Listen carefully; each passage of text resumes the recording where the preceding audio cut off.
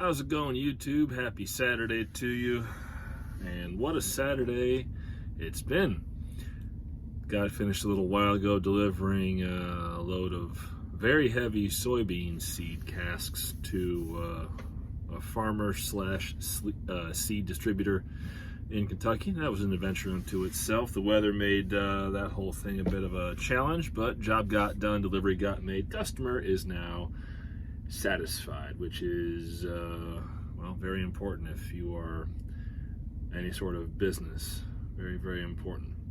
Anyway, what am I yakking at you about today? Well, very important, I guess you could call it life lesson or something to remember, or just think about as the world seems intent upon going insane in different ways.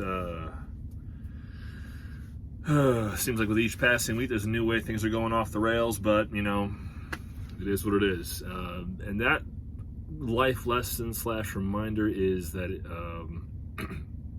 well, it is important to be gracious and give grace whenever possible, because a lot of folks, depending on where you're at, when you're at, and what's going down in any given city, state, or region, some folks are doing okay. Everything is fine. Other folks are barely hanging on.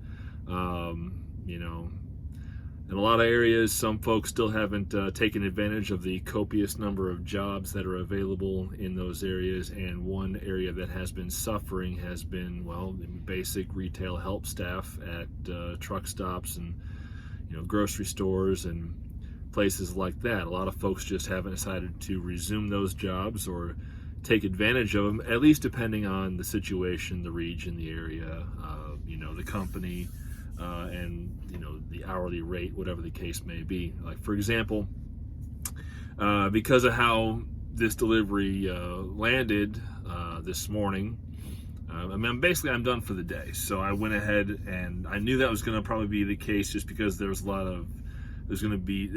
of uncertainty about the timing of the delivery, what that would do for possible getting reloaded somewhere else once all was said and done. So I was expecting to end up not having another load to pick up today, else I'll probably get reloaded tomorrow. You know, it is what it is.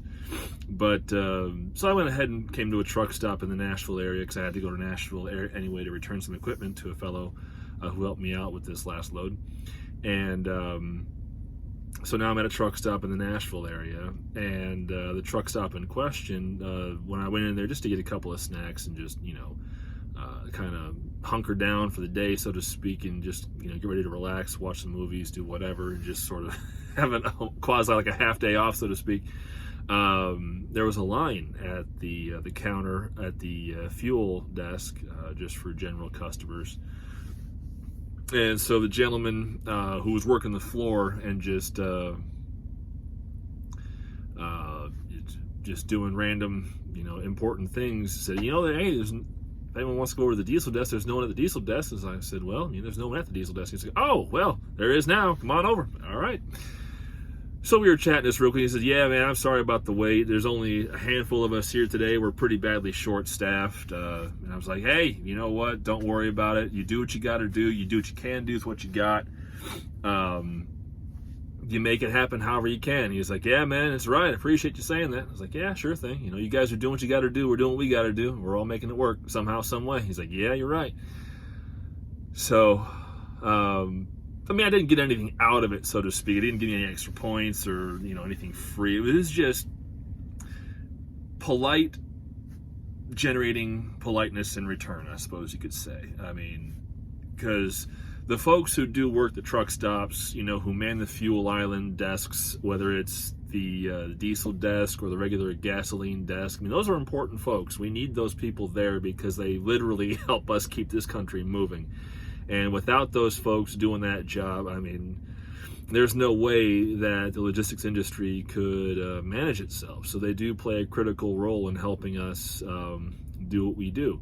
And likewise with the mechanics, you know, with the folks at Love's and the pilot shops, the pilot stores that do have any kind of mechanical services on site, you know, TA, Petro,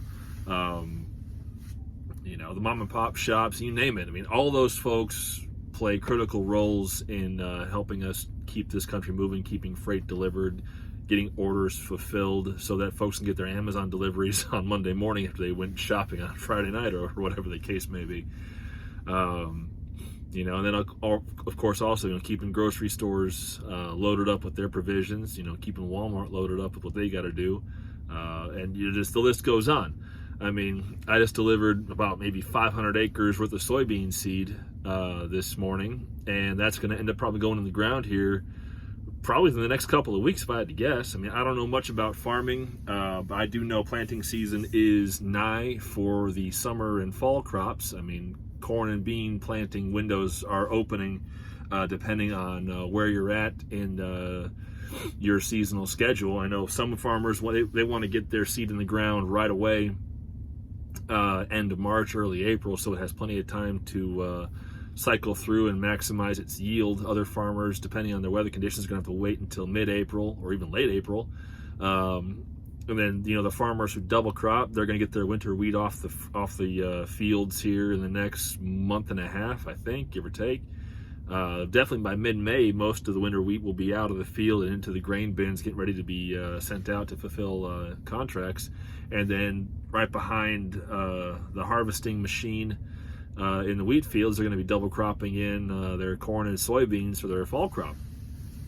So just because, Kentucky and Tennessee and a few other states, they have the luxury of benefiting from much more mild winters and earlier spring, so they have a really strong chance to double crop every season, depending on how their schedule sets up and how they have their business flowing. So, being able to be part of that in any capacity, it's a lot of fun because you get to meet and chat with different folks. And in this case, I was delivering to the customer directly, the actual person who ordered the seed. I brought it directly to their farm. That's not a routine occurrence. Normally, I end up taking it from the point of origin, which is some sort of seed specialty warehouse, and I bring it to another seed specialty warehouse, who is then a distributor, who then delivers it to the farmers directly.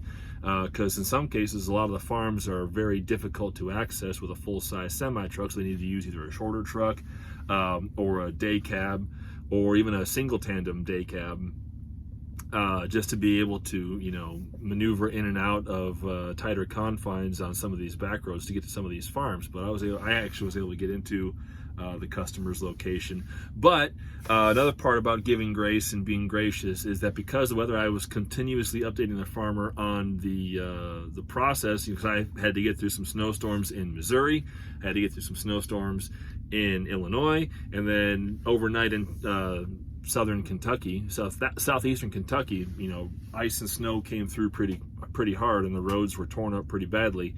And not torn up, they were just iced over pretty badly. So by the time I got shut down, I could tell that it was going to be a pretty rough night. And sure enough, when I got rolling this morning to finish out the delivery, it was basically black ice for a lot of way going down into Tennessee to head to Nashville before I looped up to the delivery point. So keeping the customer informed of my progress helped them, at least I hope it did, get ready for my delivery, so that when I got there, we just got the truck into position, got the doors opened, got the canisters, casks, however you want to call them, got them off the trailer in good time, and I got on back up down, in this case to Nashville, where I'm going to overnight and then go on from there. But it is, I hate to kind of harp on it or, deliver a diatribe or some dreary homily, but we went from COVID to the threat of World War III in literally a span of 24 hours, almost literally, thanks to what's happening in Russia and Ukraine right now. And while it is tremendously fortunate that the Ukrainians are putting up the strength of the fight that they're putting up, they're doing an amazing job preserving their homeland and preserving their independence against Russian aggression. But it did put an interesting wrinkle on things all of a sudden. And a lot of folks were really concerned that we could be looking at some serious conflict that would spread beyond the Russia-Ukraine situation. However, at this point, considering how well the Ukrainians have done, the likelihood of the conflict spilling over into neighboring nations, at least as of now, is remote. It's still very possible, but it's not likely to happen, which is good news for everyone. But it's also one of those things where it's good to take a step back and think about where we're at here in the States and in the North American continent. We're pretty far away from a lot of these hotspots, a lot of these issues, whereas our friends and neighbors in Europe, they're a whole lot closer to it, so they have a little more, localized stress, whereas we do not. We have the benefit of, being an ocean away, literally, from a lot of problems in the world, even though we have our own problems here at home. So it is important to be thankful for what we do have and also what we do not have, which is a lot of, conflict and issues regarding similar problems in this area, this region of the world. Even as we grapple with our own, litany of issues and problems ourselves. But while we're being thankful, it's also important, again, to be gracious and humble and, be understanding of the things around us, because a lot of stuff that pre-pandemic was just ready to go and available, it's not back yet. It won't be back for a while either, because the supply chain issues, we've gotten so accustomed to right now that even for me, it's still a bit of a culture shock. Like I go to look at different things, like new truck purchase or new trailer purchase or certain parts or lead time on different things, and it's like, yeah, we're not back yet. So giving grace to these things that are out of our control is going to just kind of help take the edge off, because a lot of folks are doing what they can with what they got. In some cases, that's not much, both with what they can do, what they have to work with. So, there's only so much we can do as humans. But I'll quit rambling. Thank you so much for watching. Hope you have a wonderful Saturday. I'm going to have a wonderful rest of my Saturday. Just going to relax and enjoy my day. So, again, thank you for watching. I'll see you down the road.